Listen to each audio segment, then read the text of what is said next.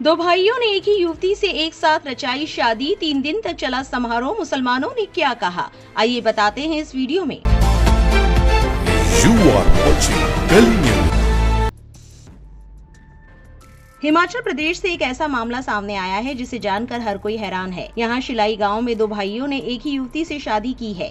ये सभी लोग हट्टी जनजाति से संबंध रखते हैं और इसी जनजाति की प्राचीन बहुपति परंपरा के तहत दोनों भाइयों ने एक ही युवती से शादी रचाई है। इस शादी में गाँव के लोग बाहर शामिल हुए और धूमधाम से ये शादी पूरी हुई। इस शादी को लेकर दुल्हन सुनीता चौहान और दूल्हे प्रदीप और कपिल नेगी का भी बयान सामने आया है। उन्होंने कहा कि बिना किसी दबाव के ये फैसला लिया गया है। बता दें, इस विवाह की रस्में 12 जुलाई को शुरू हुई और 3 दिनों तक चली। इस दौरान सोशल मीडिया प्लेटफॉर्म एक्स पर आवाम का भी ओपिनियन सामने आया है। मिल्लत टाइम से जुड़े शम्स तब्रेज कासमी ने पोस्ट के जरिए लिखा, हिमाचल प्रदेश से एक चौंकाने वाली खबर सामने आई है। बताया जा रहा है कि वहां 2 सगे भाइयों ने एक ही लड़की से शादी कर ली है, यानी अब वो लड़की दोनों भाइयों की पत्नी होगी और उसके 2 पति होंगे। इसको एक परंपरा बताया जा रहा है, हट्टी समाज की परंपरा, जिसके मुताबिक संपत्ति बाहर न जाए और परिवार के भीतर ही बनी रहे, इसलिए ऐसा किया जाता है। हैरानी की बात यह है कि इस अजीबोगरीब परंपरा को लेकर ना तो सरकार को कोई चिंता है, ना कोई कानूनी कार्रवाई हो रही है। इसे परंपरा कहकर नजरअंदाज कर दिया जा रहा है।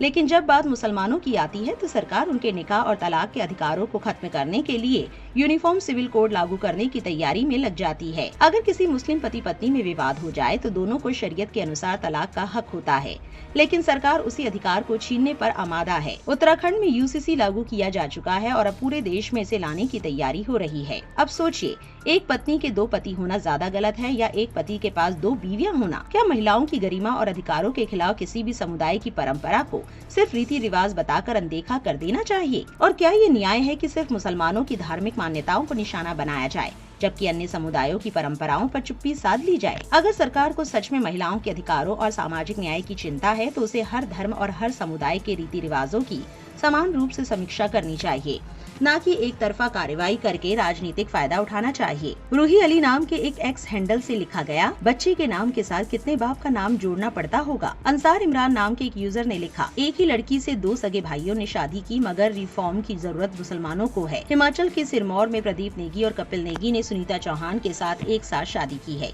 दोनों परिवारों ने और तीनों वरवधू ने कहा कि वो अपनी हट्टी समुदाय की बरसों पुरानी परंपरा को जिंदा कर रहे हैं। लोकल कहते हैं कि ऐसा इसलिए किया जाता है ताकि पैतृक संपत्ति का बंटवारा ना हो, इसलिए एक लड़की से शादी का प्रचलन है। वैसे मोदी जी ने ऐलान किया था कि वो ट्रिपल तलाक के जरिए मुस्लिम महिलाओं को इंसाफ दिलवा चुके हैं।